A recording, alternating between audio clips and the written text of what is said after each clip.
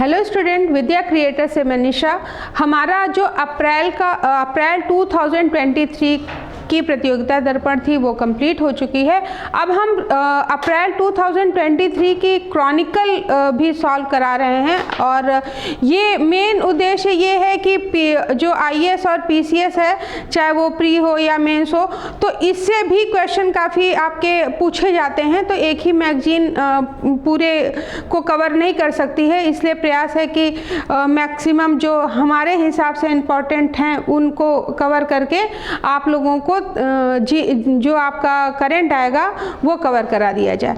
चलिए स्टार्ट करते हैं। और इससे पहले ये मैं कहना चाहूँगी कि जो इसमें लेख होते हैं वो लेख आप ज़रूर अपने से तैयार कर लीजिएगा और उसमें जो मेन डेटा वगैरह होंगे वो अलग नोट डाउन कर लीजिएगा, क्योंकि ये एक तो मेंस में आप लोगों के लिखने में मदद करेंगे, दूसरा हो सकता है कि उससे भी आपके जो करंट क्वेश्चन है वो एक दो वहीं से मिल जाएं। ठीक है, तो जो फोकस आपके क्रॉनिकल में है और जो लेख हैं उनको आप अपने आप से एक बार स्टडी कर लीजिएगा। तो चलिए राष्ट्रीय मुद्दे से हम यहाँ पे शुरू कर रहे हैं। पहला है कस्टोडियल डेथ संबंधी मुद्दे एवं रक्षोपाय। ये जो मुद्दे कौन कौन से हैं और इससे रक्षा के लिए जो उपाय हैं उसके बारे में है।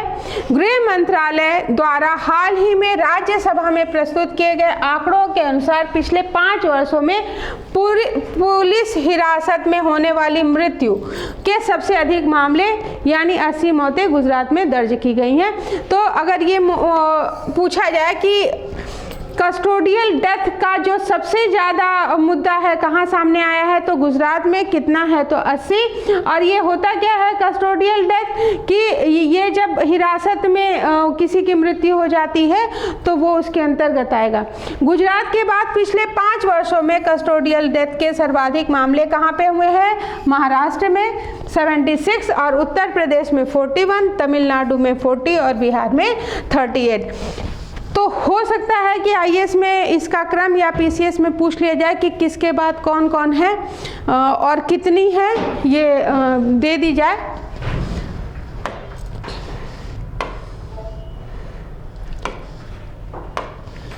फिर 2017-18 के दौरान देश भर में कस्टोडियल डेथ के कुल 146 मामले, 2018-19 के दौरान 136 मामले और 2019-20 के दौरान जो 112 मामले, 2020-21 में 100 मामले और सबसे ज़्यादा जो मामले आपके इधर आ रहे हैं 175 मामले 2021-22 में। 2021-22 के दौरान गुजरात में पुलिस हिरासत में 24 लोगों की मृत्यु हुई थी। इस प्रकार 2021-22 में महाराष्ट्र में कस्टोडियल डेथ के 30 मामले, उत्तर प्रदेश में सिर्फ 8 मामले थे और तमिलनाडु में 4 मामले थे। ये बहुत ज़्यादा इम्पॉर्टेंट नहीं है, जो पहला हमने आपको बोला था वो ज़्यादा इम्पॉर्टेंट था। सिक्किम और गोवा ऐसे राज्यों में वर्ष 2017 से 20 तक कस्टोडियल डेथ की कोई घटना दर्ज नहीं की गई है। ये आपका इम्पॉर्टेंट है कि कहाँ पे कस्टोडियल डेथ का कोई मामला दर्ज नहीं किया गया है, तो वो आपका है सिक्किम और गोवा। लेकिन 2017 से 20 तक की बात हो रही है। इसके बाद 21 और 22 में यहाँ भी एक घटनाएं हुई हैं।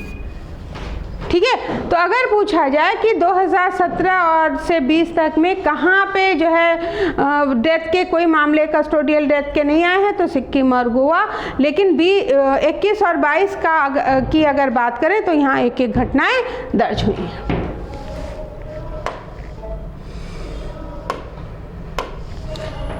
फिर कस्टोडियल डेथ से संबंधित मुद्दे क्या हैं? मानवाधिकार के खिलाफ हिरासत में होने वाली मृत्यु की घटनाएं मानवाधिकार के उल्लंघन के उच्चतम रूपों में से एक है और विधि के शासन के खिलाफ जानकारी निकालने के लिए पुलिस द्वारा लोगों पर ज्यादती करना कानून और के शासन के खिलाफ है। जनता के भरोसे में कमी, कानून लागू करने वाले अधिकारी अक्सर अपने संवैधानिक दायित्वों का निर्वहन करने में बुरी तरह विफल होते हैं जो सिस्टम पर लोगों के विश्वास को कम करता है। गरीब और कमजोर असमान रूप से प्रभावित। प्रायः ऐसा देखा जाता है कि कस्टोडियल डेथ के शिकार अधिकांश लोग गरीब, कमजोर, उत्पीड़ित वर्ग से संबंधित होते हैं। तो मुख्य मुद्दे क्या हैं कि भाई जो कमजोर है उस पे ज्यादती हो रही है और जनता के भरोसे में इस वजह से कमी भी आ रही है और विधि और शासन के खिलाफ जो है पुलिस की ये माना जाएगा क्योंकि पुलिस द्वारा लोगों पर ज्यादती करना कानून और शासन के खिलाफ है।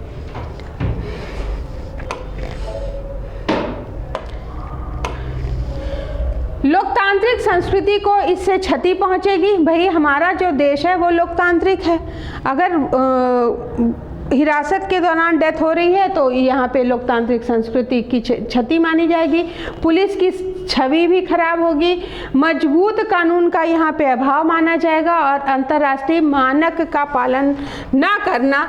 यद्यपि भारत ने 1997 में यातना के खिलाफ संयुक्त राष्ट्र कन्वेंशन पर हस्ताक्षर किए हैं। यातना के खिलाफ संयुक्त राष्ट्र कन्वेंशन पर हस्ताक्षर किए हैं, लेकिन इसका अनुसमर्थन अभी भी नहीं किया गया है।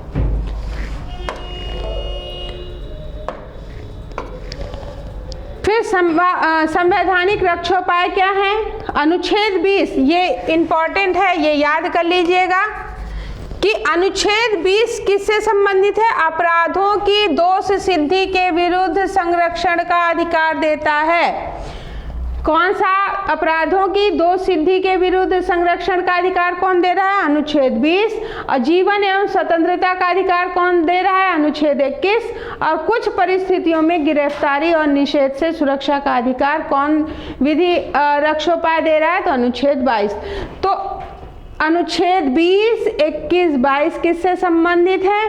आपके संवैधानिक रक्षोपाय से संबंधित हैं। ठीक है। भारतीय दंड संहिता की धारा 300 में कहा गया है कि यदि कोई लोक सेवक अपने बल प्रयोग के अधिकार का उल्लंघन करता है और किसी भी व्यक्ति की मृत्यु का कारण बनता है तो वह गैर इरादतन हत्या के अपराध के लिए उत्तरदायी होगा। ये जरूर याद कर लीजिएगा, मोस्ट इंपॉर्टेंट है। ठीक है।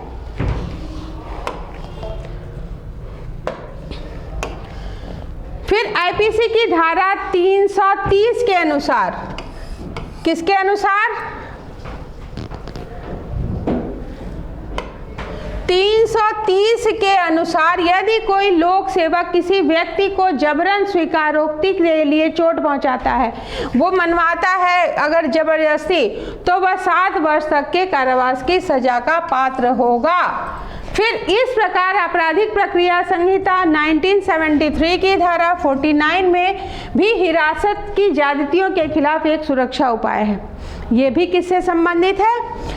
1973 की धारा 49 जो है वो ज्यादतियों के खिलाफ एक सुरक्षा उपाय है। इसमें कहा गया है कि एक गिरफ्तार व्यक्ति को सजा से बचने से रोकने के लिए आवश्यकता से अधिक सख्ती का प्रयोग नहीं किया जाएगा।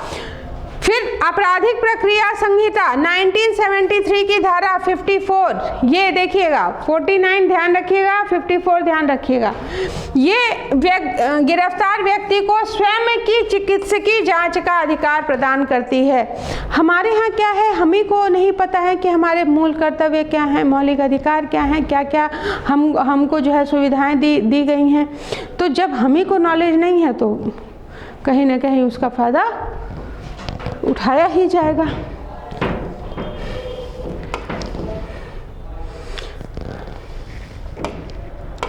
तो अपने अधिकारों के प्रति तो हम ही को सचेत होना पड़ेगा।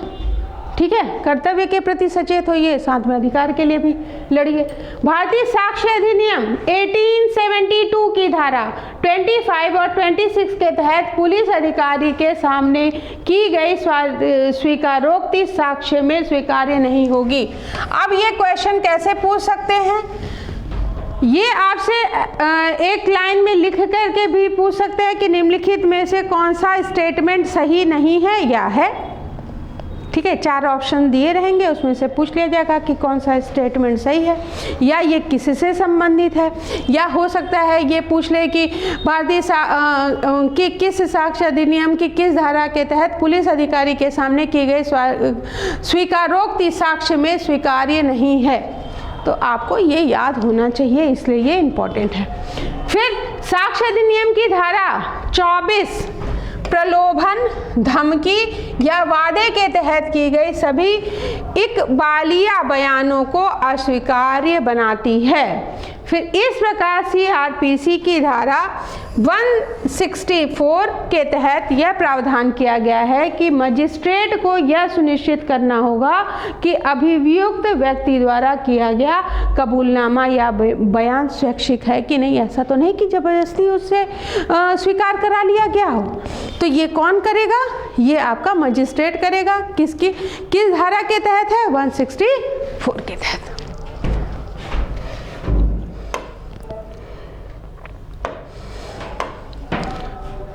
फिर संविधान एवं राज्य व्यवस्था।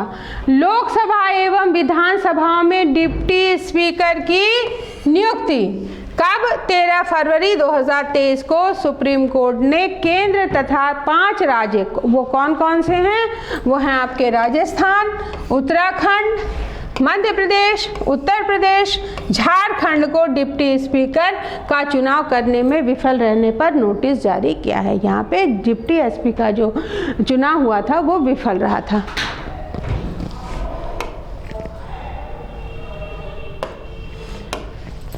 भारत के मुख्य न्यायाधीश DY चंद्रचूड़ की अध्यक्षता वाली एक बेंच ने एक जनहित याचिका पर सरकार से यह जवाब मांगा जिसमें कहा गया कि 17वीं जो अभी वर्तमान लोकसभा है वो कौन सी है? 17वीं लोकसभा के लिए डिप्टी स्पीकर का चुनाव नहीं करना संविधान की भावना के खिलाफ माना है। वर्तमान लोकसभा की तरह 5 राज्यों की विधानसभाओं में भी यह पद खाली पड़ा है। लोकसभा में तो है ही है, 7वें विधानसभाओं में भी ये पद खाली पड़ा हुआ है। फिर डिप्टी स्पीकर का चुनाव, इसके जो महत्वपूर्ण तथ्य हैं एक बारी देख लेते हैं। अब ये डिप्टी स्पीकर का चुनाव किस अनुच्छेद? तो अनुच्छेद 93 और 178 जो हम पीछे देख चुके हैं। स्पीकर और डिप्टी स्पीकर का चुनाव यथाशीघ्र किया जाएगा। हालांकि इन प्रावधानों में कोई विशिष्ट समय सीमा भी निर्धारित नहीं की गई है। सामान्य तौर पर लोकसभा और राज्य विधानसभा दोनों में नए सदन के पहले सत्र के दौरान अध्यक्ष का चुनाव करने की प्रथा रही है और आमतौर पर शपथ ग्रहण और प्रतिज्ञान के बाद तीसरे दिन स्पीकर का चुनाव होता है। अब स्पीकर का चुनाव कब होगा? जब आपका शपथ ग्रहण और प्रतिज्ञान हो जाएगा उसके तीसरे दिन। डिप्टी स्पीकर का चुनाव आमतौर पर दूसरे सत्र में होता है। ठीक है, ये ध्यान रखिएगा कि पहले सत्र के दौरान किसका हो रहा है? अध्यक्ष का चुनाव होगा और दूसरे सत्र में किसका होगा? आपका डिप्टी स्पीकर का होगा। बाधाओं के अभाव में इसमें और अधिक देरी नहीं होनी चाहिए या होती है।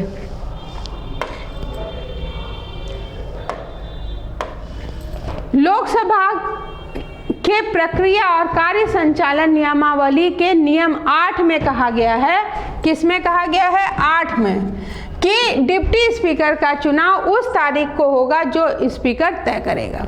तो उस तारीख को कौन तय करता है? स्पीकर। फिर इसकी पदावधि सदन में उनके नाम का प्रस्ताव पारित होने के बाद उपाध्यक्ष का चुनाव किया जाता है। जब नाम पारित होगा तो उपाध्यक्ष का चुनाव किया जाएगा और एक बार चुना जाने के बाद डिप्टी स्पीकर आमतौर पर सदन की पूरी अवधि के लिए अपने पद पर बने रहते हैं। तो इनको पूरी अवधि के लिए बना दिया जाता है। ठीक है, पद त्याग संविधान के अनुच्छेद 94 में, यानी जो अनुच्छेद 94 है वो लोकसभा के लिए तथा अनुच्छेद 179 विधानसभा के लिए, इसके तहत अध्यक्ष और उपाध्यक्ष सदन के सदस्य नहीं रहने पर अपना कार्यकाल खाली कर देंगे। अगर वो नहीं रहेगा तो कार्यकाल इनका खाली होगा। और वे एक दूसरे को त्याग पत्र देकर भी अपना पद त्याग कर सकते हैं, एक दूसरे को त्याग पत्र भी दे करके ख़त्म कर सकते हैं, जैसे महाभियोग लगाने का और ये सब राष्ट्रपति का है, तो ये सब यहाँ पे नहीं है। और तत्कालीन सभी सदस्यों के बहुमत से पारित लोकसभा के एक संकल्प द्वारा उन्हें पद से हटाया जा सकता है। लोकसभा का एक संकल्प पारित होगा, उसके द्वारा उनको हटा दिया जा सकता है।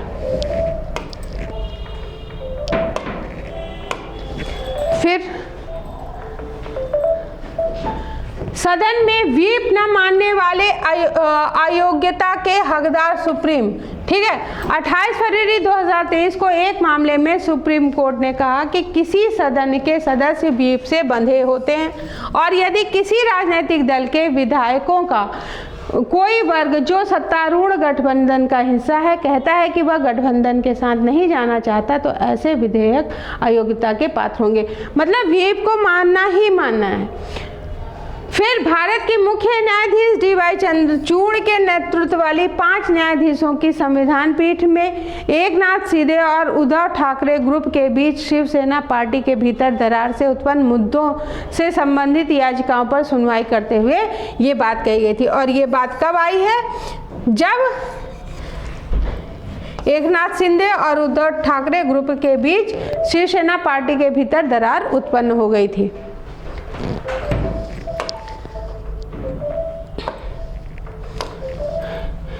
अब देख लेते हैं मोस्ट इम्पॉर्टेंट कि व्हीप क्या है। तो संसदीय बोलचाल में व्हीप सदन में एक निश्चित निर्देश का पालन करने के लिए किसी दल के सदस्यों के लिए जारी एक लिखित आदेश होता है। जैसे मान लीजिए किसी ग्रुप में अगर हम हैं तो एक नियम होगा ना, तो उसको तो सबको फॉलो करना होगा, तो वहाँ पे इसको व्हीप कहा जाता है। बस सिंपल सी चीज़ है। तो एक नामित अधिकारी को संदर्भित करता है जो इस तरह के निर्देश जारी करने के लिए अधिकृत किया जाता है। एक को जारी किया जाएगा और वो सारे मानते हैं उसको। व्हीप शब्द 2 अर्थों के प्रयोग किया जाता है। इसका अर्थ किसी राजनीतिक दल के सदस्यों को किसी निर्देश का पालन करने के लिए जारी आदेश भी हो सकता है। पहली चीज़ क्या हो सकता है कि राजनीतिक दल का जो सदस्य है वो निर्देश का पालन सारे करेंगे, ये आदेश हो सकता है। तथा दल के ऐसे निर्देशों को जारी करते हुए जिस व्यक्ति को नामित किया गया है उसे भी व्हीप कहा जाता है। जिस व्यक्ति को नामित किया जाता है उसे भी व्हीप कहा जाता है। राजनीतिक दलों द्वारा अपने सांसदों या विधेयकों को व्हीप जारी किया जाता है कि वे अपनी पार्टी लाइन के आधार पर किसी विधेयक के पक्ष में या विपक्ष में मतदान करें। जैसे अगर मतदान हो रहा है तो हम एक लाइन दे देते हैं ना कि आप इनके पक्ष में या इनके विपक्ष में वोट डालिएगा, तो वो जो कहा जाता है वही व्हीप है। ठीक है। फिर जो आपका व्हीप है, व्हीप समझ में आ गया होगा क्या है, बस वही ध्यान रखिएगा क्या है। अगर अनुच्छेद किसी से रिलेटेड होता है तो वो इम्पोर्टेंट होता है। बाकी जो ये केस वगैरह हैं, तो जो PCSJ की तैयारी कर रहे हैं बच्चे, उनके लिए ये इम्पॉर्टेंट है, मोस्ट इम्पॉर्टेंट है, और उनसे इससे क्वेश्चन बन सकते हैं। तो एक बार जो व्हीप जारी हो जाएगा तो प्रत्येक पार्टी के सांसद या विधायकों को अनिवार्य रूप से व्हीप का पालन करना होता है। यह शब्द पार्टी लाइन का पालन करने के लिए सांसदों को व्हीपिंग इन की जो पुरानी ब्रिटिश प्रथा है वही है। बस तो सारी चीज़ें तो हम ब्रिटिशर से ही मोस्टली लिए हुए हैं, तो ब्रिटिश प्रथा से इसको लिया गया है। व्हीप जारी करने के लिए राजनीतिक दल अपने दल के सदस्यों में से एक वरिष्ठ सदस्य को नियुक्त करता है और इन सदस्यों को मुख्य सचेतक कहा जाता है। तो मुख्य सचेतक कौन है? जो इनके द्वारा नियुक्त किया जाएगा, वरिष्ठ सदस्य, और उसे अतिरिक्त सचेतक द्वारा सहायता प्रदान की जाती है। और सहायता कौन देगा? अतिरिक्त सचेतक।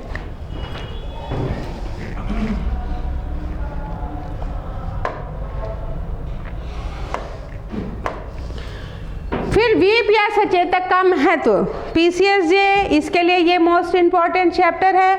और एक दो क्वेश्चन जो है जैसे व्हीप क्या है ये और किससे संबंधित है, तो ये आपके जो है हर एग्जाम के लिए इम्पॉर्टेंट है। व्हीप या सचेतक का महत्व। व्हीप या सचेतक अपने दल के सदस्यों के बीच अनुशासन बनाए रखने, सुनिश्चित उपस्थिति सुनिश्चित करने और आवश्यक जानकारी देने के लिए नियुक्त एक अधिकारी होता है। ठीक है, और उससे यह अपेक्षा की जाती है कि वह विधानमंडल में राजनीतिक दल और दल के सदस्यों के बीच संचार का एक माध्यम होगा। भाई अपनी बात पहुंचानी है तो हम कैसे पहुंचाएंगे, तो एक व्यक्ति होगा जो ये माध्यम, तो वो व्हीप है। वे सदस्यों की राय जानने और इसे पार्टी नेताओं तक पहुंचाने का कार्य भी करते हैं, जो व्हीप होते हैं वो।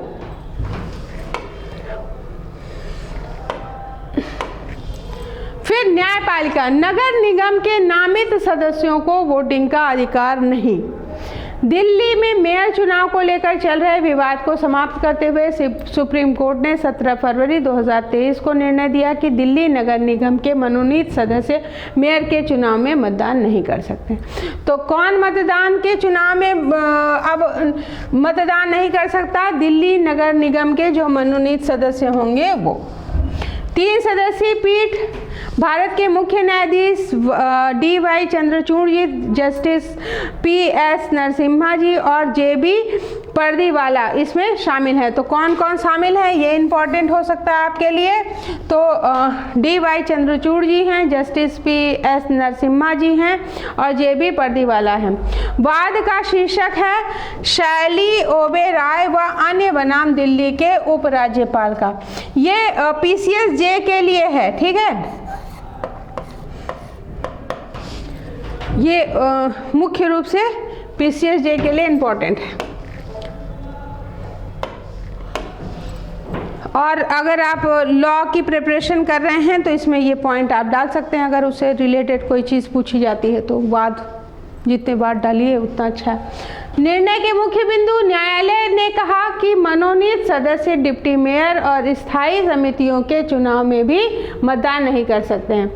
पीठ की ने संविधान के अनुच्छेद 243 तथा दिल्ली नगर निगम अधिनियम 1957 की धारा 3 को आधार बनाते हुए कहा कि प्रशासन द्वारा नामित व्यक्तियों को मतदान का अधिकार नहीं है, और पीठ ने मनोनीत सदस्यों के मताधिकार की मांग करने वाली दलीलों को खारिज करते हुए 24 घंटे के भीतर मेयर के चुनाव की अधिसूचना जारी करने का निर्देश दिया है।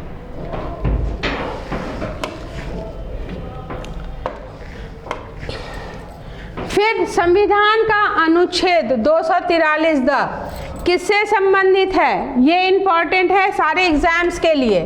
ये न्यायपालिकाओं की संरचना से संबंधित है, तो ध्यान रखिएगा कि सॉरी न्यायपालिका बोल दिया मैंने, नगर पालिकाओं की संरचना से संबंधित कौन है?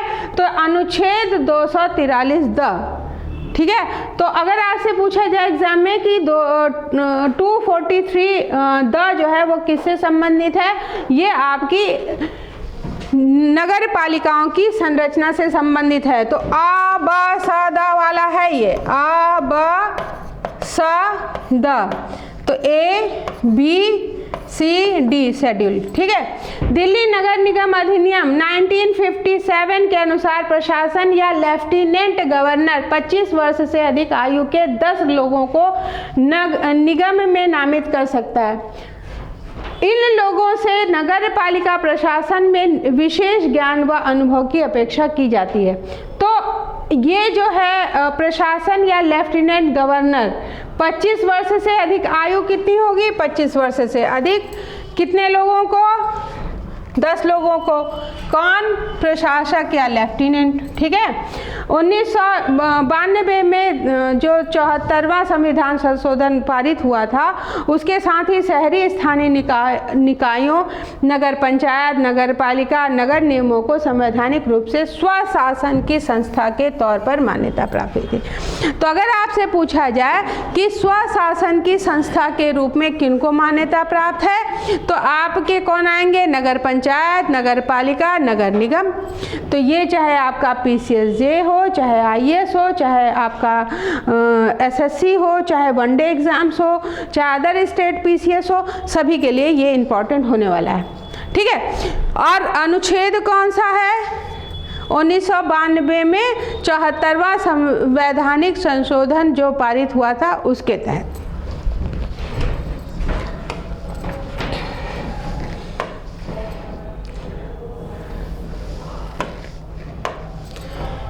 हालांकि इसके अंतर्गत ULBS की चुनावी प्रक्रिया तथा महापौर या अध्यक्ष की शक्तियों का स्पष्ट उल्लेख नहीं किया गया है। अब ये कह रहे हैं कि ये जो आपके इसके अंतर्गत चुनावी प्रक्रिया और महापौर अध्यक्ष की जो शक्तियां हैं इसका उल्लेख नहीं हुआ है। और अनुच्छेद 243 पर जो नगर पालिकाओं की अवधि से संबंधित है, यह अधिनिर्देशित करता है कि नगर पालिका के गठन हेतु चुनाव समय पर पूरा किया जाना चाहिए। बेनामी कानून से संबंधित ये निर्णय आया है।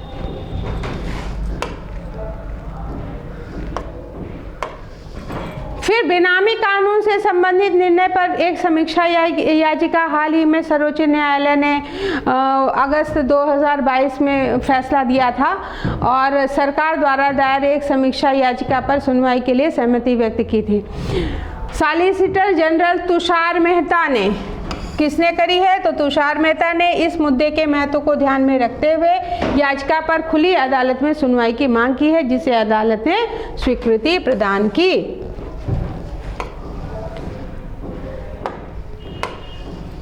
फिर भारत संघ बनाम गणपति डीलकॉम प्राइवेट लिमिटेड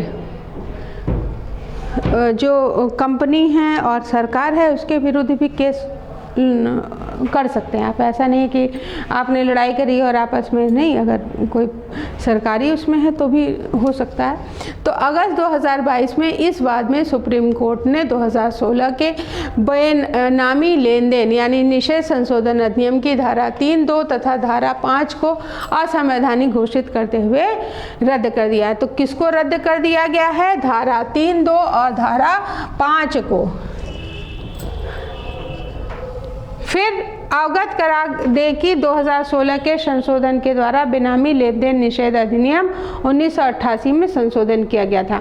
धारा 3(2) का अवमान्यीकरण 2016 में संशोधन अधिनियम की धारा 3(2) के तहत 5 सितंबर 1988 तथा 25 अक्टूबर 2016 के बीच किए गए बेनामी लेन देन के लिए 3 वर्ष की कैद का प्रावधान था इसमें।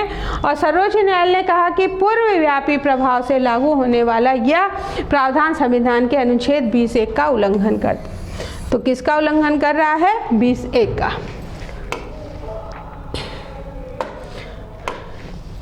अनुच्छेद 20(1) क्या है वो देख लेते हैं एक बार।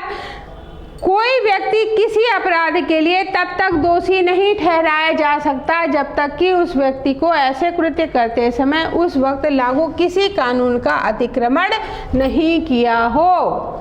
ठीक है, तो अनुच्छेद 20(1) इससे संबंधित है। तो इसीलिए ये माना जा रहा है कि यहाँ पे, चलिए एक बार और आपको दिखा दे रहे हैं कि बेनामी कानून से संबंधित निर्णय की जो समीक्षा आई थी, ये देखिए अनुच्छेद 20 का यहाँ पे उल्लंघन माना गया है।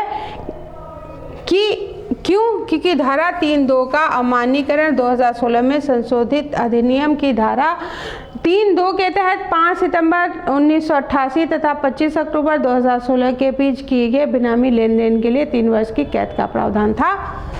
ठीक है, लेकिन कैद तो आप तब दोगे ना जब इसके विरुद्ध कुछ आप बता पाओगे, तभी ये अनुच्छेद 20(1) का उल्लंघन माना गया है। ये देखिए कि कोई व्यक्ति किसी अपराध के लिए तब तक दोषी एकदम से आप थोड़ी ना ठहरा सकते हो कि भाई जब तक उस व्यक्ति ने ऐसा कृत्य करते समय उस वक्त लागू किसी कानून का अतिक्रमण नहीं किया, तो ये तो प्रूफ देना पड़ेगा ना, ऐसे ही तो थोड़ी ना कर सकते। इसलिए ये भी एक अतिक्रमण माना गया उसको। साथ ही किसी व्यक्ति को उससे अधिक सजा नहीं दी जा सकती जो उस समय लागू कानून के तहत आरोपित की जा सकती थी। भाई उस टाइम जो था वही तो दोगे। फिर धारा 5 का अमान्यीकरण इस प्रकार 2016 के संशोधन अधिनियम की धारा 5 में कहा गया था कि कोई भी संपत्ति जो बेनामी लेन देन से संबंधित है केंद्र सरकार द्वारा जब्त की जा सकती है। जो भी संपत्ति बेनामी लेन देन से संबंधित है, कोई नाम नहीं है, किसी के नाम रजिस्ट्री नहीं है, तो वो तो सरकार के पास जाएगी ही जाएगी। ठीक है। फिर न्यायालय ने कहा कि इस प्रावधान को पूर्वव्यापी प्रभाव से लागू नहीं किया जा सकता।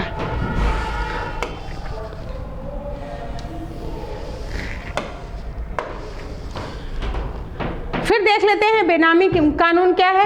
बेनामी लेन देन यानी निषेध अधिनियम 1988 की धारा 2A के तहत भारत में पहली बार बेनामी लेन देन को प्रतिबंधित किया गया है। तो ये इम्पॉर्टेंट होने वाला है कि क्या जो है लेन देन को प्रतिबंधित, बेनामी लेन देन को प्रतिबंधित किसके तहत किया जाएगा, तो 1988 की धारा 2A के तहत। बेनामी लेन देन पर रोक लगाने के पीछे विधायी मंशा लोगों को बेईमान उद्देश्यों, धन संशोधन, कर चोरी आदि के लिए ऐसे लेन देन में शामिल होने से रोकना था। हालांकि कानून की जो प्रक्रियात्मक निष्पादन को नियंत्रित करने के लिए कोई नियम अधिमानित नहीं किया गया है।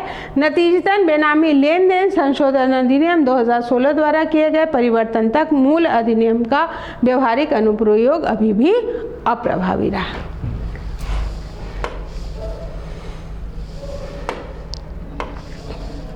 फिर बेनामी कानून 2016 के जो मुख्य बिंदु हैं वो देख लेते हैं।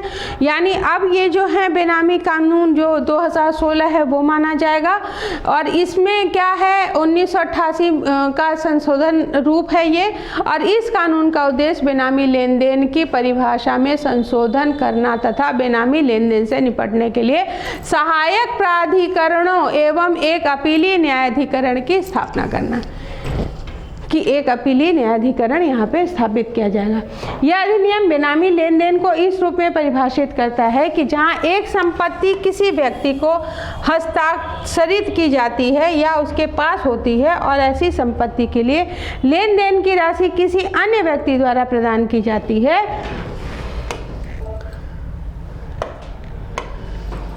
और एक संपत्ति के संबंध में लेन देन की किसी काल्पनिक नाम पर यह किया जाएगा, मतलब ओरिजिनल नहीं रहेगा। तो ऐसी किसी संपत्ति के संबंध में लेन देन जहां संपत्ति के मालिक को इस तरह के स्वामित्व के बारे में जानकारी नहीं है या वह इससे इनकार करता है, तो किसी संपत्ति के संबंध में ऐसा लेन देन जहां प्रतिफल प्रदान करने वाला व्यक्ति पता लगाने योग्य न हो का काल्पनिक हो, तो दंडात्मक प्रावधान इसके अंतर्गत रखा जाएगा। जैसे मान लीजिए आपकी कोई प्रॉपर्टी है, आपकी प्रॉपर्टी किसी और व्यक्ति ने दिखा करके दूसरे के काल्पनिक के नाम पे बेच दी, अगर लेन देन हो गया उसमें, तो और जिसकी है उसको पता ही नहीं चलेगा, तो उसके लिए ये प्रावधान लाया गया है। दंडात्मक प्रावधान बेनामी लेन देन में शामिल व्यक्तियों को 7 वर्ष तक की कैद और जुर्माने का सामना करना पड़ेगा। इस संबंध में झूठी सूचना देने पर 5 वर्ष तक की कैद और जुर्माना इसमें हो सकता है। तो बस मेन चीज़ याद रखिएगा कि किस अधिनियम के तहत क्या है बस।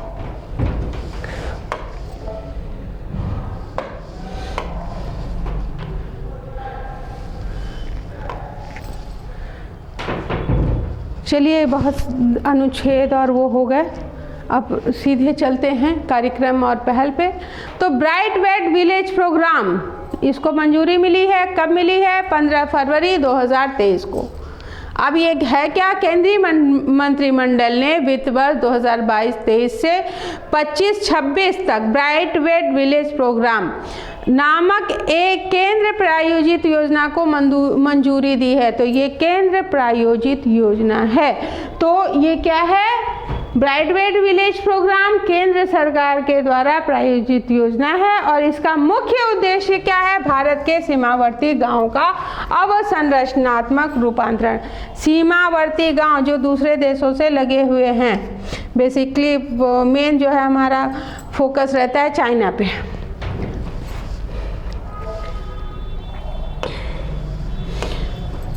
फिर यह योजना देश की उत्तरी भूमि सीमा से लगे 4 राज्यों, 1 केंद्र शासित प्रदेशों के 19 जिलों और 46 सीमावर्ती ब्लॉकों की आवश्यक बुनियादी ढांचे के विकास और आजीविका के अवसरों के निर्माण के लिए धन उपलब्ध कराएगी।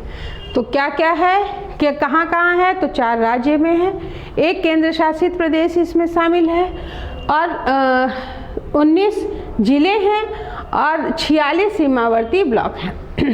इसके लिए क्या करेगी? आवश्यक बुनियादी ढांचे का विकास करेगी और आजीविका के अवसर देगी और उसके लिए वो धन उपलब्ध कराएगी।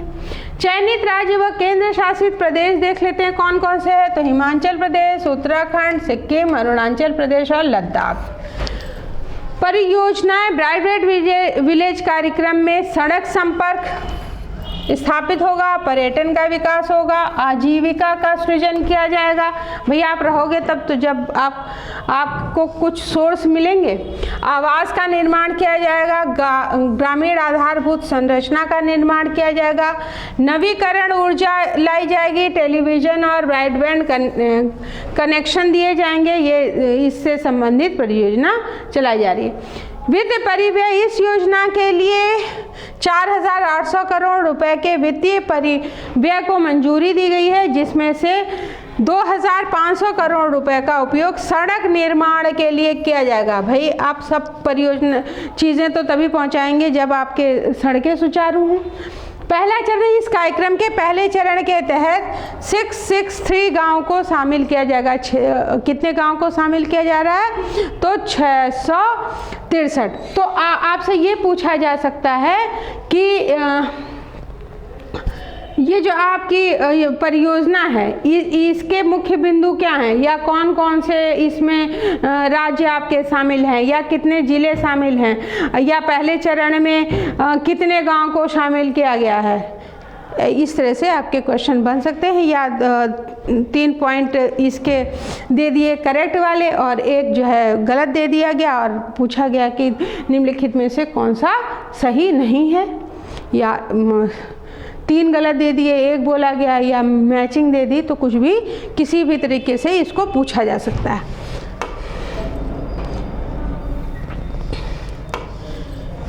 और एक चीज़ ये भी कहना चाहूँगी कि देखिए जो करंट हम पढ़ते हैं तो ये मत सोचिए कि हमारा एग्ज़ाम ख़त्म हो गया अब इसकी ज़रूरत नहीं है। इसका उपयोग आप किस में कर सकते हो? अपने मेंस में कर सकते हो, अपने इंटरव्यू में कर सकते हो। हाँ 12 मंथ का आपका जो है सिविल और PCS के लिए है, लेकिन ये कोई नहीं है कि उसके पीछे का नहीं पूछेंगे। कुछ जो मुख्य होंगी वो भी पूछी जा सकती हैं आपके, लेकिन मेनली इतने ही पूछे जाएंगे। और बाहर से भी पूछे तो ये आप कहीं भी आप पुट कर सकते हो। अगर कोई निबंध लिख रहे हो वहाँ भी इसको ऐड कर सकते हो। तो इस हिसाब से पढ़िएगा कि इस चीज़ का उपयोग हम कहाँ कहाँ कर सकते हैं।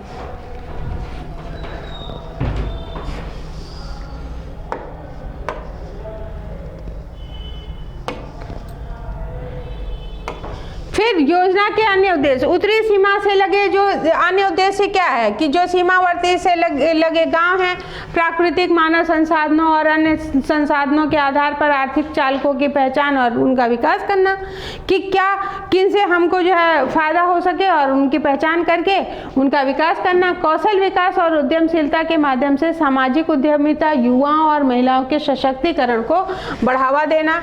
हब एंड स्कोप मॉडल पर समृद्धि केंद्रों का विकास करना। तो समृद्धि केंद्रों का विकास किस पे होगा? हब एंड स्पोक मॉडल पे।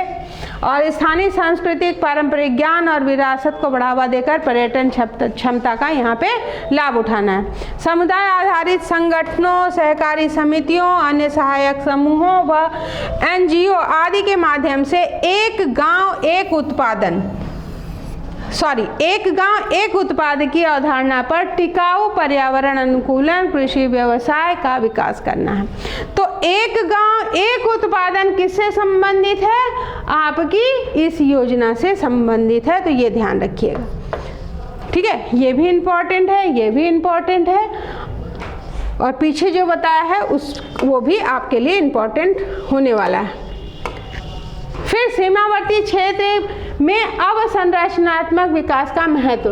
ब्राइट विलेज प्रोग्राम के माध्यम से भारत के जो सीमावर्ती गांव हैं उनकी अवसंरचनात्मक रूपांतरण किया जाएगा, और यह देश की संप्रभुता को सुनिश्चित करने। दूसरा भी क्या हो रहा है, हम अपनी संप्रभुता को भी तो सुनिश्चित करेंगे, और पड़ोसियों के साथ किसी भी संभावित टकराव से देश की रक्षा करने के लिए भी यह अनिवार्य। देश की उत्तरी सीमा पर गांव के व्यापक विकास से चिन्हित सीमावर्ती गांवों में रहने वाले लोगों के जीवन की गुणवत्ता में सुधार होगा और समावेशी विकास हासिल करने में हमको सहायता मिलेगी। और लोगों का जो वहाँ पे पलायन हो रहा है उसको भी हम रोक सकते हैं। जब वहाँ लोग रहेंगे तो हमारा क्षेत्र भी तो सुरक्षित रहेगा।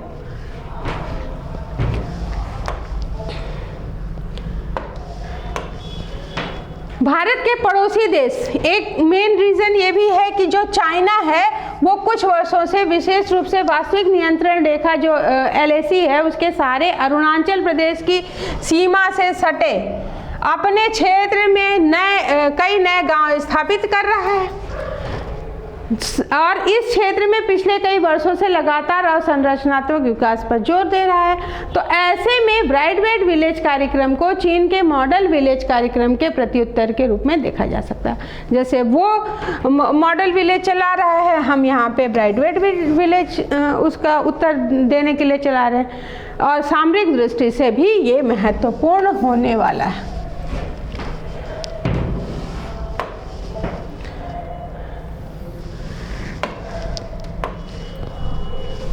फिर बात करते हैं बैठक और सम्मेलन। इम्पॉर्टेंट है, इससे क्वेश्चन पूछे जाते हैं। तो खीर सिटी एयरलाइंस का वार्षिक बैठक धारा 2023 कब हुई है?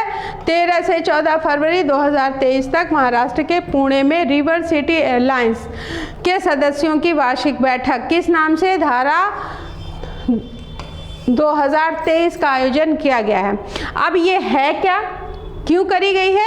तो शहरी नदियों व जल निकायों के प्रबंधन हेतु आयोजित की गई है। तो धारा किससे संबंधित है, ये क्वेश्चन पूछा जा सकता है। तो ये नदियों और जल निकायों के प्रबंधन से संबंधित है और इसकी जो वार्षिक बैठक है वो कहाँ पे हुई है? महाराष्ट्र के पुणे में रिवर सिटी एयरलाइंस के सदस्यों के बीच ये बैठक हुई है। ठीक है।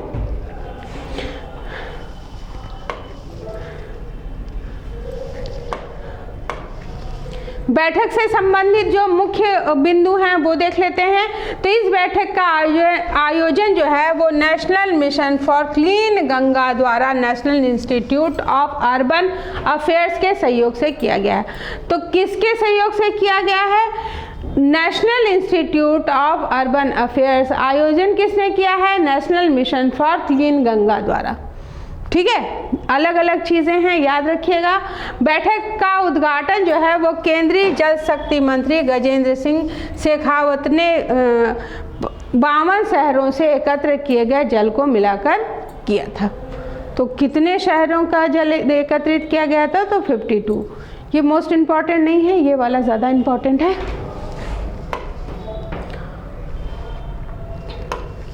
फिर शुरू की गई पहले उद्घाटन सत्र में अयोध्या और औरंगाबाद के लिए शहरी नदी प्रबंधन योजना की शुरुआत की गई। साथ ही एक संग्रह 75 नदी पहल का विमोचन भी इसमें किया गया।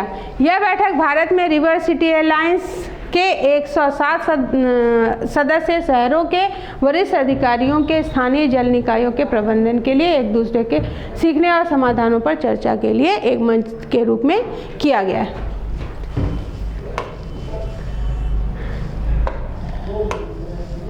फिर बात करते हैं river cities airlines. River city airlines को नवंबर 2021 में भारत में नदी व शहरों के लिए एक समर्पित मंच के रूप में लॉन्च किया गया था ताकि शहरी नदियों के स्थायी प्रबंधन के बारे में विचार, चर्चा और सूचनाओं का आदान प्रदान किया जाए। यह अपनी तरह का एक अनूठा गठबंधन है जो 2 मंत्रालयों जल शक्ति मंत्रालय, आवास एवं शहरी मंत्रालयों के मंत्रालय की सफल साझेदारी का प्रतीक है।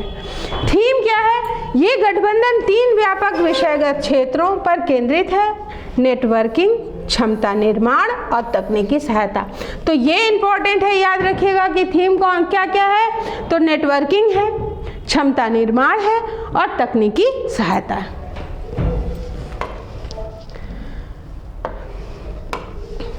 फिर फिर सदस्य संख्या रिवर सिटीज एयरलाइंस की शुरुआत 2021 में के जो 30 शहर थे उनके साथ हुई थी और वर्तमान में पूरे भारत में इसके 107 शहर सदस्य हैं।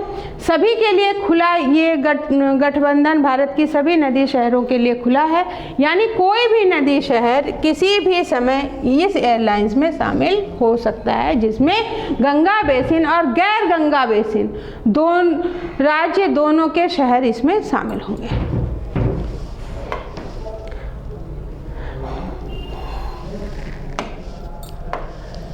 फिर national mission for clean Ganga, राष्ट्रीय स्वच्छ गंगा मिशन को 12 अगस्त 2011 को सोसाइटी पंजीकरण अधिनियम 1860 के अंतर्गत एक सोसाइटी के रूप में पंजीकृत किया गया था। मिशन का उद्देश्य गंगा नदी के प्रदूषण को कम करना और नदी का जो कायाकल्प है उसको सुनिश्चित करना। प्रचालन क्षेत्र NMCG के प्रचालन क्षेत्र में वे सभी राज्य शामिल होंगे जहां से गंगा नदी आपकी गुजर रही है।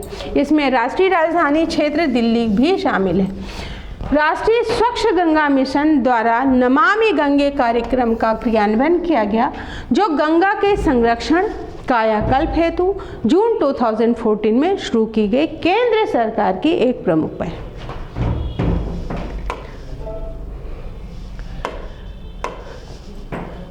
फिर बात करते हैं स्थान और निकायों की। तो आपका जो बांधों के लिए अंतर्राष्ट्रीय उत्कृष्टता केंद्र हेतु समझौता है, केंद्रीय जल आयोग ने बांध पुनरुद्धार एवं सुधार परियोजना चरण 2 और चरण 3 के तहत बांधों के लिए अंतर्राष्ट्रीय उत्कृष्टता केंद्र के विकास हेतु IIT रुड़की के साथ एक अनुबंध ज्ञापन पर हस्ताक्षर किया था। ये बहुत ज़्यादा इम्पॉर्टेंट नहीं है, 1-2 पॉइंट इम्पॉर्टेंट है, वही ध्यान रखिएगा।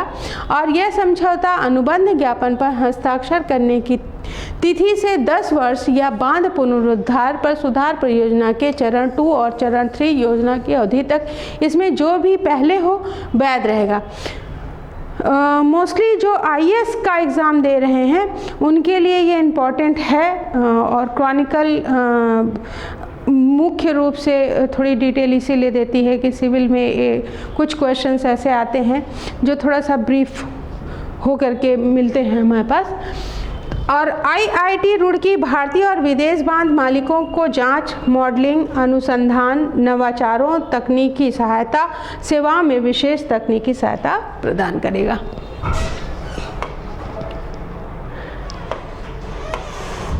फिर बांधों के लिए अंतर्राष्ट्रीय उत्कृष्टता केंद्र, यह केंद्र वैज्ञानिक अनुसंधान और विभिन्न प्रौद्योगिकी नवाचार के माध्यम और सुरक्षा के सामने आने वाली विभिन्न चुनौतियों के लिए सहायता और समाधान उपलब्ध कराने के लिए काम करेगा। दीर्घकालीन रूप से इस केंद्र का लक्ष्य बांधों के पूर्ण जीवन चक्र से निपटना है। जो बांधों का पूर्ण जीवन चक्र है उससे निपटना है, ऐसा नहीं कि बना के छोड़ दिया उसको। तो कार्य क्षेत्र, यह केंद्र वर्तमान में 2 प्रमुख क्षेत्रों पर ध्यान केंद्रित करेगा। पहला, ये इम्पोर्टेंट है आपके लिए, देख लीजिएगा कि पहला जलाशय अवसादन और दूसरा भूकंपीय खतरों का मानचित्र और विश्लेषण। फिर वित्तीयन, ICED को 109 करोड़ रुपए की लागत से स्थापित किया जा रहा है। इस खर्च को केंद्रीय जल शक्ति मंत्रालय के जल संसाधन, गंगा संरक्षण और नदी विकास विभाग द्वारा वहन किया जाएगा। तो किसके द्वारा वहन किया जा रहा है? एक तो जल संसाधन, जल संरक्षण और नदी विकास विभाग द्वारा। ये भी थोड़ा सा इम्पोर्टेंट है।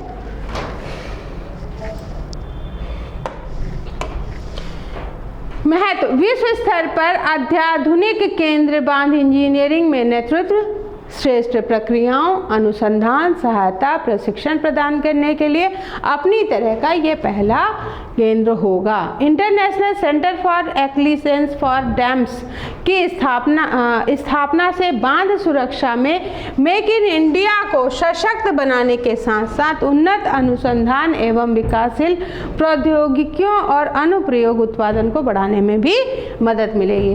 ये जो स्थानीय क्षेत्र, राष्ट्रीय और अंतर्राष्ट्रीय स्तरों पर जो बांध सुरक्षा प्रबंधन में अनुप्रयुक्त अनुसंधान, शिक्षा, प्रौद्योगिकी का तरण भी यहाँ पे होगा।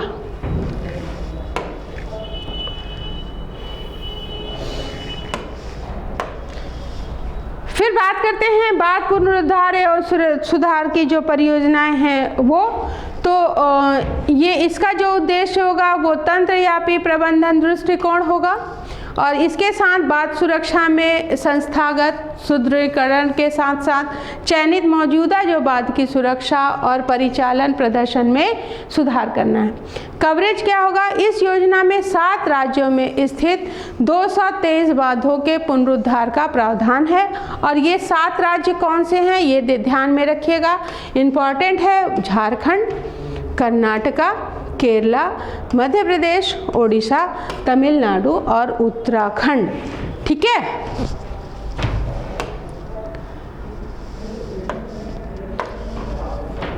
फिर नोडल एजेंसी केंद्रीय जल आयोग को इस परियोजना के समग्र समन्वयन और पर्यवेक्षण का कार्य सौंपा गया है।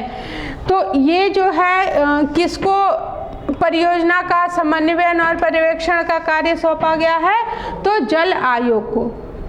परियोजना में प्रगति, इस परियोजना के तहत 221 बांध पर व्यापक पुनरुद्धार कार्य पूरे किए गए हैं और DRIP चरण 2 और चरण 3 DRIP की सफलता के आधार पर जल शक्ति मंत्रालय ने एक अन्य वित्त पोषित योजना की शुरुआत की है। ये योजना कब चल रही है, 12 अक्टूबर 2021 और नई योजना में 19 राज्य के कितने बांध शामिल हैं, तो 736 इनका फिर से पुनरुद्धार किया जाएगा।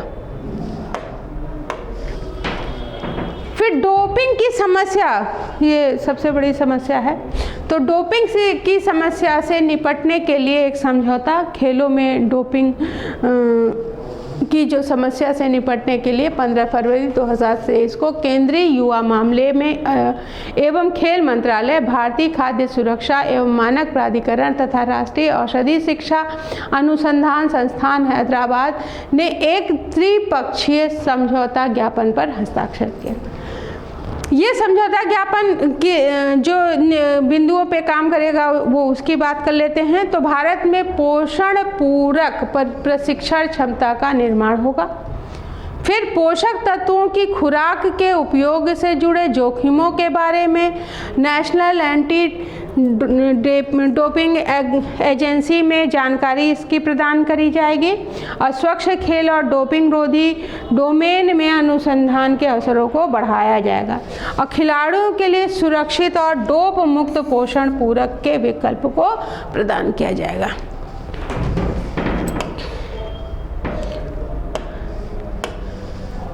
डोपिंग क्या है? खेल आयोजन के दौरान प्रतिस्पर्धा एथलीटों द्वारा, एथलीट जो होते हैं अपने प्रदर्शन को बढ़ाने के लिए प्रतिबंधित जो दवाएं होती हैं जो आपको और एनर्जी प्रदान करती हैं वो इनके द्वारा ग्रहण कर ली जाती हैं, तो उसी के लिए ये है। तो इन दवाओं का सेवन क्या अनैतिक माना जाता है?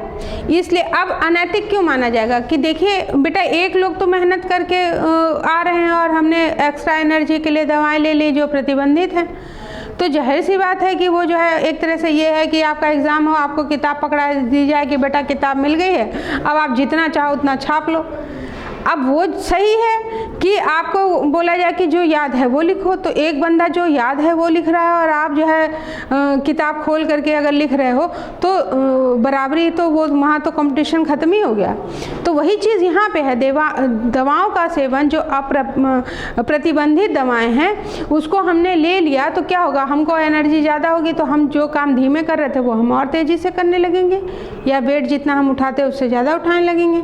तो जो मेहनत करके कर रहा है तो वो तो हार जाएगा, तो इस वजह से ये प्रतिबंधित है। तो इन दवाओं का सेवन आमतौर पर अनैतिक माना जाता है, इसलिए अंतर्राष्ट्रीय ओलंपिक समिति जैसे कई अंतर्राष्ट्रीय खेल संगठनों द्वारा इन्हें प्रतिबंधित किया गया है। भारत में युवा मामले और खेल मंत्रालय तथा राष्ट्रीय डोपिंग रोधी एजेंसी क्या कौन सी है? नाडा। ध्यान रखिएगा, नाडा किससे संबंधित है? डोपिंग रोधी एजेंसी कहाँ की है? भारत की है। डोपिंग के अनजाने मामलों के खिलाफ एथलीटों की सुरक्षा के लिए प्रतिबद्ध है ये।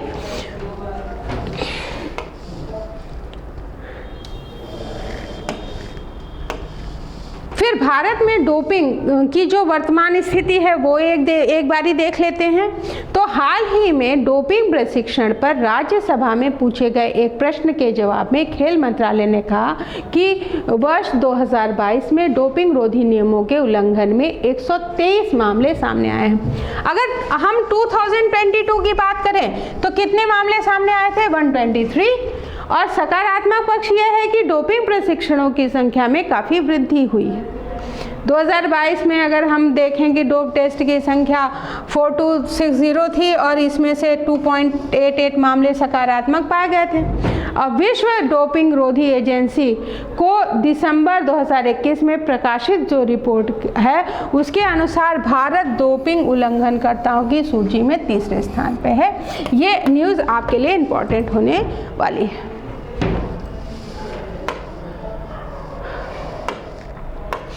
फिर 2019 में यहाँ 152 डोपिंग उल्लंघन के मामले दर्ज हुए थे, जो इस मामले में शीर्ष पर स्थित देश रूस पहले स्थान पे कौन सा है? रूस 167 और इटली में 157 से ही कुछ कम मामले हैं।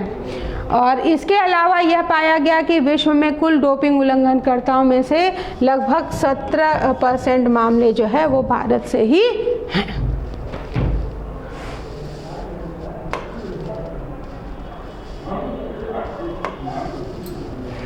अब डोपिंग के खिलाफ भारत द्वारा जो प्रयास किया जा रहा है वो एक बारी देख लेते हैं कि राष्ट्रीय डोपिंग रोधी एजेंसी की स्थापना कब हुई थी?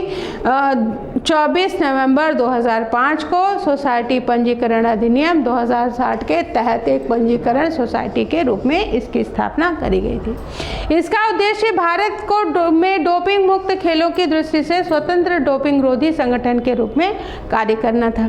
यह विश्व डोपिंग रोधी जो एजेंसी है कोड के अनुसार डोपिंग रोधी नियमों को लागू करने, डोप नियंत्रण कार्यक्रमों को विनियमित करने, शिक्षा और अनुसंधान को बढ़ावा देने तथा डोपिंग तथा इसके दुष्प्रभावों के बारे में जागरूकता प्रदान करने का कार्य करती है।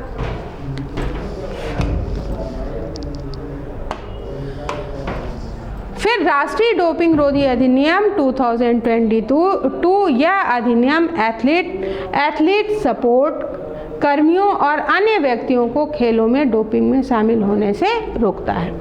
यह अधिनियम खेलों में डोपिंग रोधी गतिविधियों को मजबूत करने के लिए राष्ट्रीय डोपिंग रोधी बोर्ड के निर्माण का प्रावधान करता है। साथ ही यह राष्ट्रीय डोपिंग रोधी एजेंसी को वैधानिक स्वरूप भी प्रदान करता है।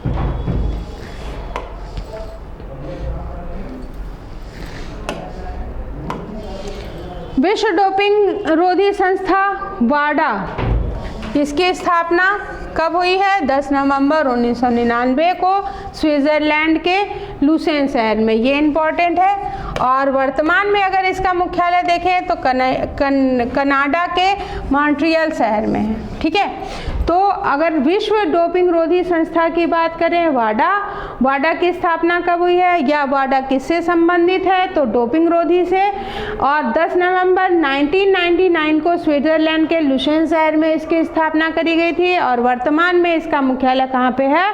तो कनाडा के मॉन्ट्रियल शहर में। ये आपका इम्पोर्टेंट है। ठीक।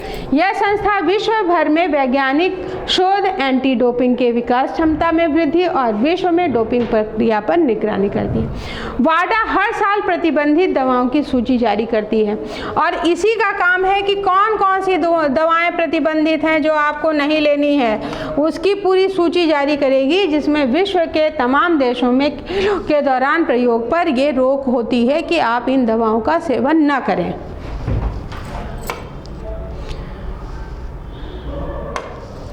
फिर राष्ट्रीय सुरक्षा, वामपंथी उग्रवाद से संबंधित हिंसा में उल्लेखनीय कमी। केंद्रीय गृह मंत्रालय एवं सहकारिता मंत्री अमित शाह ने 7 फरवरी 2023 को नई दिल्ली में वामपंथी उग्रवाद पर गृह मंत्रालय की संसदीय परामर्शदात्री समिति की बैठक की अध्यक्षता की।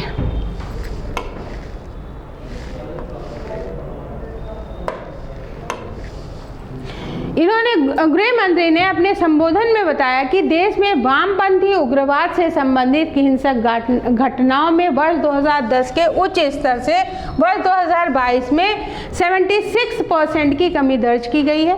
साथ ही वामपंथी उग्रवाद प्रभावित जिलों की संख्या 90 से घट करके, ये बहुत एक बड़ा ही अचीवमेंट कहा जाएगा कि 45 रह गई है। और इस प्रकार वामपंथी उग्रवाद की घटनाओं में जान गंवाने वाले नागरिकों एवं सुरक्षा कर्मियों की संख्या वर्ष 2010 के सर्वाधिक स्तर 1005 से 90% घट करके 2022 में कितनी रह गई है? सिर्फ 98। वामपंथी उग्रवाद से निपटने की त्रिसूत्री रणनीति। केंद्रीय गृह मंत्रालय के अनुसार वामपंथी उग्रवाद से निपटने के लिए गृह मंत्रालय की 3 मुख्य स्तंभ थे। इसमें पहला, चरमपंथी हिंसा पर निर्ममता से अंकुश लगाना। दूसरा, केंद्र और राज्यों के बीच बेहतर तालमेल। तीसरा, जन भागीदारी विकास प्रक्रिया के माध्यम से उग्रवादियों के समर्थन को समाप्त करना। तो ये आपके IAS में दिया जा सकता है कि कौन कौन से मुख्य बिंदु इससे निपटने के लिए, या कौन से 3 स्तंभ हैं, या निम्नलिखित में से कौन नहीं है, या निम्नलिखित में से कौन सा है। तो ये इंपॉर्टेंट है आपके लिए। फिर हिंसा में गिरावट के कारण एक बार देख लेते हैं कि क्या क्या है। और ये जो है हमारे लिए आगे भी इम्पॉर्टेंट हो सकता है। आपके इंटरव्यू के पॉइंट ऑफ व्यू से देखें, या मेंस के देखें, या आप जब आप फाइनल सिलेक्शन हो जाए तो उसके पॉइंट ऑफ व्यू से भी अगर हम देखें तो ये हमारे लिए इम्पॉर्टेंट है। तो हिंसा में गिरावट के कारण वामपंथी उग्रवाद प्रभावित क्षेत्रों में त्वरित विकास। वामपंथी उग्रवाद प्रभावित राज्यों में सुरक्षा बलों की अधिक उपस्थिति।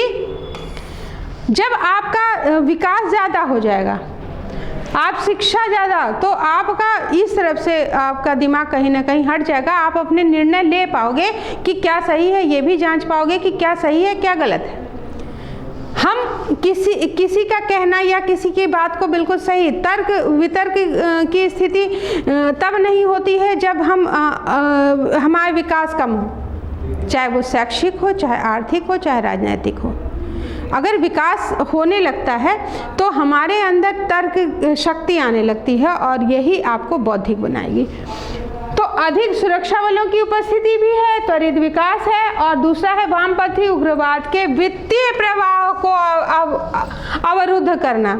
पहले जब सेनाओं में युद्ध होता था तो क्या किया जाता था कि वो जो बाहर से माल जा रहा है, खाने पीने का, महल को बिल्कुल ब्लॉक कर दिया जाता था। तो राजा आखिर कब तक अंदर रहेगा? आप कब तक बिना संसाधनों के रहेंगे? तो जब उसी को अवरुद्ध कर दिया गया तो कहीं ना कहीं आदमी तितिर बितिर होगा, और यही चीज़ यहाँ पे भी लागू की गई है। एक चीज़ हमेशा ध्यान रखिएगा कि हिस्ट्री क्या है कि हम उसका उपयोग करते हैं, कि कैसे उपयोग करके किसने कौन सा युद्ध लड़ा। तो यही चीज़ यहाँ पे भी हम परिवर्तित रूप में या शब्दों को परिवर्तित करके, लेकिन करते तो वही हैं। ठीक है, तो यहाँ भी क्या कर रहे हैं, हम वित्तीय प्रवाह को अवरुद्ध कर दे रहे हैं। तो जब वित्त ही नहीं है तो आपकी मदद कौन करेगा? फिर गिरफ्तारी, आत्मसमर्पण। हिंसा परित्याग के कारण कमांडो की संख्या में कमी आई है। अब गिरफ्तारियां बहुत हो गई, आत्मसमर्पण लोगों ने कर दिया, हिंसा का परित्याग कर दिया। अब इसका कारण ये भी था, ये भी था, ये भी था, लेकिन हुआ तो जब हुआ तो कमांडर जो थे उनकी संख्या कम हो गई। सरकार द्वारा चलाए जाने वाले पुनर्वास कार्यक्रम, बेहतर निगरानी तथा धन एवं हथियार की वहाँ पे कमी हो गई। उनकी निगरानी में चलाए जा रहे थे और हथियारों की कमी हो रही थी। सुरक्षा बलों द्वारा नए इनोवेटिव तरीकों का प्रयोग किया गया, ये भी एक कारण है।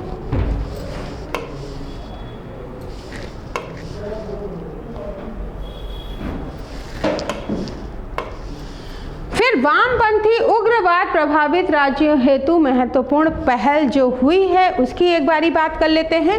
तो सुरक्षा संबंधी व्यय योजना, इस योजना के तहत केंद्र सरकार 10 वामपंथी उग्रवाद प्रभावित राज्यों की सरकारों को 70 जिलों के सुरक्षा संबंधी व्यय की प्रतिपूर्ति करती है। ठीक है। और सर्वाधिक वामपंथी उग्रवाद प्रभावित जिलों हेतु विशेष केंद्रीय सहायता वर्ष 2017 में स्वीकृत इस योजना का मुख्य उद्देश्य क्या था? सार्वजनिक बुनियादी ढांचे और सेवाओं की आकस्मिक प्रकृति के महत्वपूर्ण अंतरालों को भरना। फिर है विशेष अवसंरचना योजना। इस योजना के तहत राज्यों को सुरक्षा से संबंधी बुनियादी ढांचे को मजबूत करने के लिए धन उपलब्ध कराया जाता है।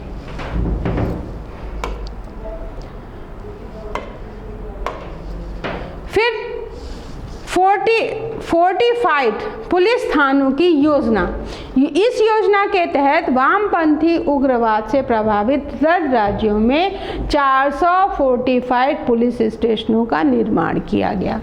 वामपंथी उग्रवाद प्रबंधन योजना के लिए केंद्रीय एजेंसियों को सहायता योजना के तहत केंद्रीय सशस्त्र पुलिस बल को बुनियादी ढांचे को मजबूत करना तथा हेलीकॉप्टर हेतु किराया शुल्क के लिए सहायता प्रदान करना, ये भी इसमें शामिल किया गया। सिविक एक्शन प्रोग्राम चलाया गया। तो यह योजना क्या करेगा? व्यक्तिगत बातचीत के माध्यम से सुरक्षा बलों और स्थानीय लोगों के बीच खाई को पाटने और स्थानीय आबादी के सामने सुरक्षा बलों के मानवीय चेहरों को लाने का प्रयास करेगी। भाई आपको बार बार बताया जा रहा है कि वो अगर आप उनसे बात करोगे तो वो ऐसा कर दे रहे हैं या ऐसा कर दे रहे हैं, तो उसके लिए क्या है कि आप डायरेक्ट बात करिए। तो वही काम ये कर रहे हैं सिविक एक्शन प्रोग्राम। इसमें क्या करा इन्होंने कि जाकर के व्यक्तिगत बातचीत करी। तो जब आप व्यक्तिगत बातचीत कर रहे हैं तो आपके लिए जो भ्रम पैदा किया गया था वो दूर हो जाएगा।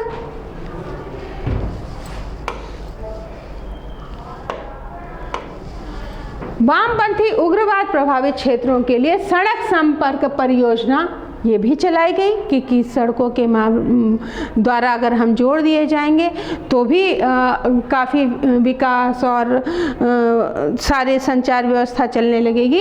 तो वामपंथी उग्रवाद से प्रभावित राज्यों में सड़क संपर्क और सुधार लाने के लिए सरकार ने दिसंबर 2016 में इस योजना को मंजूरी दी है और योजना के तहत 12100 किलोमीटर लंबी सड़कें तथा 701 पुल स्वीकृत किए गए।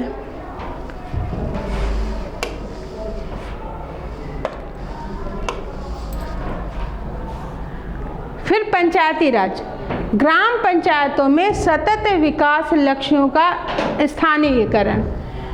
17 से 19 फरवरी 2023 के दौरान उड़ीसा के भुवनेश्वर में ग्राम पंचायतों में सतत विकास लक्ष्यों के स्थानीयकरण नामक विषय पर एक राष्ट्रीय कार्यशाला का आयोजन किया गया। ठीक है। और ये कार्यशाला क्या है? ग्राम पंचायतों में एसडीजी के स्थानीयकरण के लिए सरकार द्वारा चिन्हित कितने विषय हैं? 9 विषयगत क्षेत्रों में से 2 विषयगत क्षेत्रों थीम क्या थी? थीम 3 थी चाइल्ड फ्रेंडली विलेज और थीम 9 वीमेन फ्रेंडली विलेज।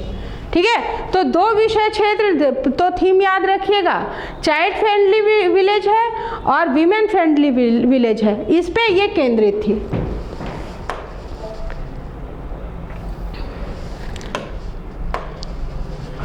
फिर आयोजनकर्ता। इस राष्ट्रीय कार्यशाला का आयोजन भारत सरकार के पंचायती राज मंत्रालय द्वारा ओडिशा सरकार के पंचायती राज एवं पेयजल विभाग तथा राज्य ग्रामीण विकास एवं पंचायती राज्य संस्थान के सहयोग से किया गया। फिर इस विशेषज्ञ समूह ने एसडीजी के स्थानीयकरण के लिए एक विषयगत दृष्टिकोण की सिफारिश की तथा पंचायतों के माध्यम से केंद्रित हस्तक्षेपों के लिए एसडीजी से संबंधित 9 विषयगत क्षेत्रों की पहचान की। तो कितने विषयगत क्षेत्रों की पहचान की गई है? 9। इन विषयगत क्षेत्रों के माध्यम से पंचायती राज मंत्रालय SDG प्राप्त करने की दिशा में प्रगति कर रहा है। और ये 9 विषयगत क्षेत्र कौन कौन से हैं, तो ये इम्पॉर्टेंट है आपके लिए, वो एक बारी देख लीजिए। थीम 1 गरीबी मुक्त और उन्नत आजीविका ग्राम, और दूसरा है स्वस्थ गांव।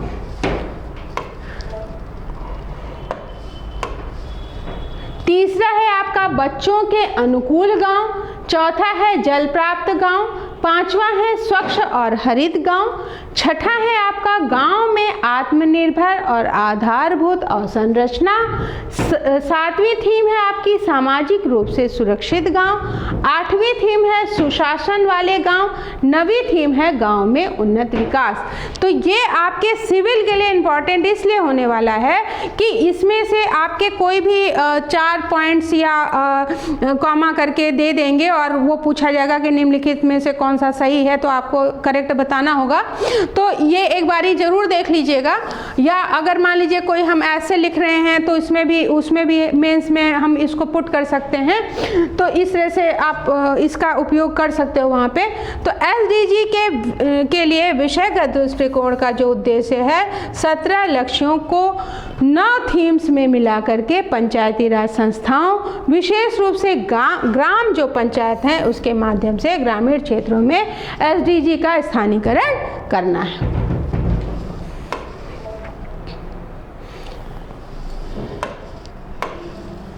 फिर थीम 3 एवं थीम 9 के बारे में एक बारी देख लेते हैं डिटेल में थोड़ा सा। तो थीम 1 चाइल्ड फ्रेंडली विलेज का दृष्टिकोण यह सुनिश्चित करना है कि सभी बच्चे जीवन, विकास, भागीदारी, संरक्षण के लिए प्राप्त अपने अधिकारों का लाभ उठाने में सक्षम बने। फिर ग्राम पंचायतों को सभी बच्चों को सुरक्षित और स्वच्छ वातावरण प्रदान करने की आवश्यकता है, जिसमें प्रत्येक बच्चे को भलाई के लिए स्वास्थ्य, शिक्षा, पोषण और संरक्षित वातावरण जैसी जो मूलभूत आवश्यकताएं हैं जो उनको मिलनी चाहिए को सुनिश्चित किया जाए, ताकि प्रत्येक बच्चा अपनी पूरी क्षमता के साथ विकास कर सके। भाई विकास के लिए ज़रूरी है ना कि उसको ये मूलभूत आवश्यकताओं की पूर्ति होनी चाहिए ना। अगर इनकी पूर्ति होगी तभी तो हम विकास की ओर उनको अग्रसर कर पाएंगे। तो ये यहाँ पे इनका उद्देश्य है।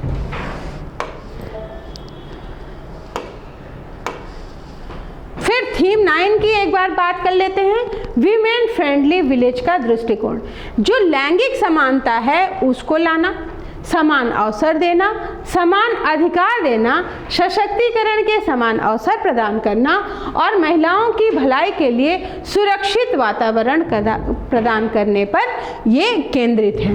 इसका जो उद्देश्य है जमीनी स्तर पर महिलाओं के प्रति अपराधों में कमी लाना है, सार्वजनिक और निजी क्षेत्रों में इनको सुरक्षा सुनिश्चित करना है, सतत विकास के लिए निर्णय लेने वाली प्रक्रियाओं में महिलाओं की भागीदारी में सुधार करना है और समान काम के लिए समान वेतन प्रदान करना भी इसके अंतर्गत है। जैसे पहले क्या था कि समान काम कर रहे हैं लेकिन क्योंकि स्त्री है तो उसको कम दिया जाता था और पुरुष है तो ज़्यादा दिया जाता था, तो ये सब चीज़ों को कम करना है। ऐसा काम नहीं बांटा गया है कि पुरुष है तो ये करेगा या स्त्री है तो ये करेगी। और ये कहीं ना कहीं जो हमारा पहला प्रोग्राम है, अगर हम वहाँ पे बच्चों को वो सारे अधिकार दे रहे हैं तो ये वाली भी उसके सहयोग से प्राप्त होगी।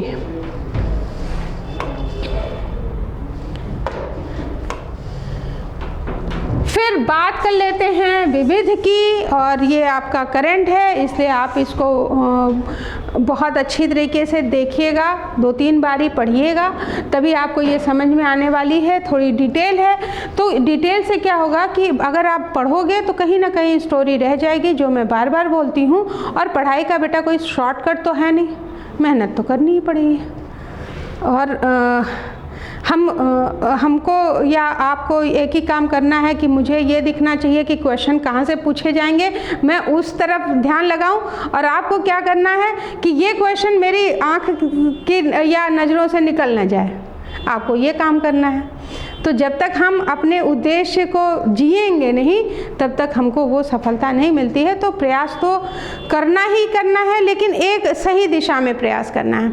अगर हम आपको दो राह दें और बोलें कि भाई इधर से आप जाइए और सीधे चौराहे पे पहुंच जाएंगे, दूसरा रास्ता दें कि भैया आप जाइए पगडंडी से होते हुए, तो अगर आप जाएंगे तो वहाँ भूलने के चांसेस ज़्यादा होंगे, क्योंकि ना एरो मिलेगा ना कहीं कोई डायरेक्शन होगा वहाँ पे। तो एक सीधा रास्ता बताया जा रहा है, उस पर चलते रहिए, सफलता सुनिश्चित करिए अपनी। ठीक है, तो चलिए फिर से शुरू करते हैं। भू विरासत स्थलों के संरक्षण हेतु मसौदा विधेयक। हाल ही में भारत सरकार के खनन मंत्रालय द्वारा भू विरासत स्थल एवं भू अवशेष उनका संरक्षण और रखरखाव ये विधेयक 2022 का मसौदा अधिसूचित किया गया। यह विधेयक भू वैज्ञानिक अध्ययन, शिक्षा, अनुसंधान और जागरूकता फैलाने के लिए राष्ट्रीय महत्व के भू विरासत स्थलों और भू अवशेषों की घोषणा करेगा, इसका संरक्षण करेगा, परिरक्षण करेगा और रखरखाव का भी प्रावधान करेगा।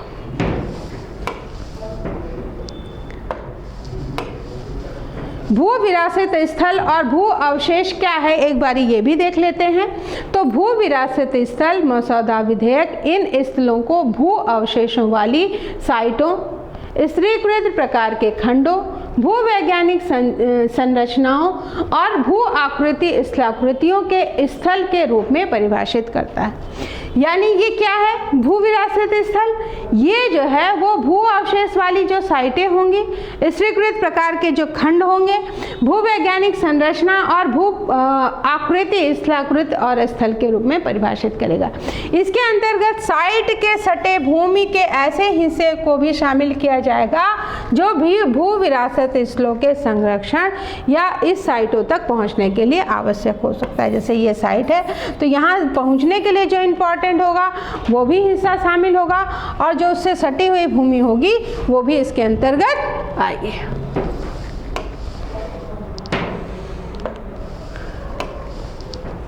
फिर भू अवशेष मसौदा विधेयक 4 अवशेष को भू भौगोलिक महत्व या रुचि के किसी भी अवशेष या सामग्री के रूप में परिभाषित किया जाएगा, जैसे तलछट, चट्टान, खनिज, उल्कापिंड या जीवाश्म।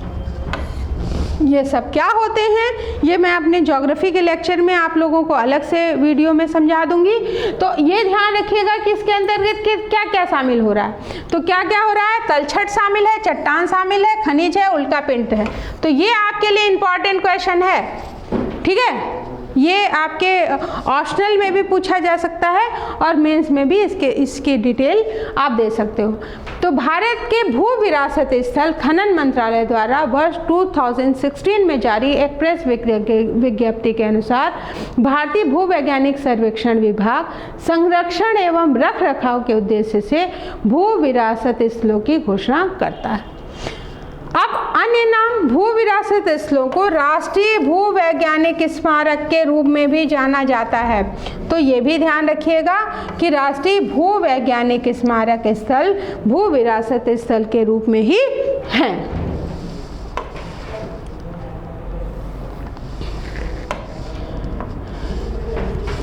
इनकी संख्या भारत में कितने हैं भू विरासत स्थल, तो 32, 13 राज्यों में ये विस्तृत हैं। तो ये आपसे पूछा जा सकता है कि भू विरासत स्थल कितने हैं, ये इम्पॉर्टेंट है आपके लिए। तो ये आपके 32 हैं, कितने राज्यों में विस्तृत हैं, तो 13 राज्यों में। और संरक्षण भू वैज्ञानिक सर्वेक्षण विभाग तथा संबंधित राज्य सरकारों द्वारा इन स्थलों की सुरक्षा के लिए आवश्यक उपाय किए जाते हैं। तो इनकी आवश्यकता के लिए आवश्यक उपाय कौन कर रहा है, एक तो जो जिस राज्य में होंगे वो राज्य करेगी और दूसरा आपका भूवैज्ञानिक सर्वेक्षण विभाग करेगा। फिर मसौदा विधेयक का प्रमुख प्रावधान केंद्र सरकार को किसी भू विरासत स्थल को राष्ट्रीय महत्व का स्थल घोषित करने के लिए प्राधिकृत करता है। तो जो मसौदा विधेयक होगा ये क्या करेगा कि केंद्र सरकार को भू विरासत स्थल को राष्ट्रीय महत्व का घोषित करने के लिए प्राधिकृत करेगा और केंद्र सरकार और GSI को प्रत्येक भू विरासत स्थल के संरक्षण और रख रखाव के लिए कदम उठाने का अधिकार है। तो कौन इसके रख रखाव के लिए कार्य करेगा? केंद्र सरकार और GSI के जितने भी भू विरासत स्थल के संरक्षण होंगे सारे।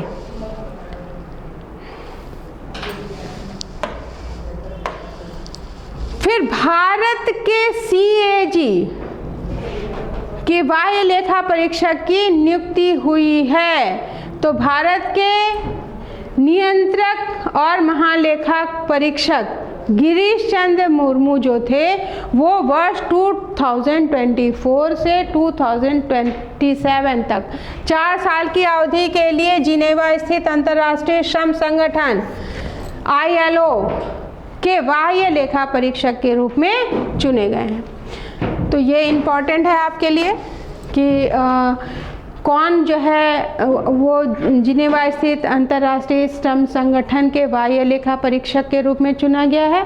तो गिरीश चंद्र मुर्मू। अब एक क्वेश्चन ये भी बन सकता है कि अंतर्राष्ट्रीय श्रम जो संगठन है वो कहाँ पे है? तो जिनेवा में है। एक क्वेश्चन ये भी तो बनेगा, ठीक है। दूसरा करंट में क्या आ जाएगा कि इसके नए लेखा परीक्षक कौन नियुक्त किए गए हैं? तो गिरीश चंद्र मुर्मू और इनका टाइम पीरियड क्या होगा? 2024 से 2027। अब मुख्य बिंदु देख लेते हैं कि यह नियुक्ति CAG के व्यावसायिकता उच्च मान को वैश्विक लेखा परीक्षा अनुभव को मान्यता एवं अंतर्राष्ट्रीय समुदाय के बीच इसकी साख को दर्शाता है।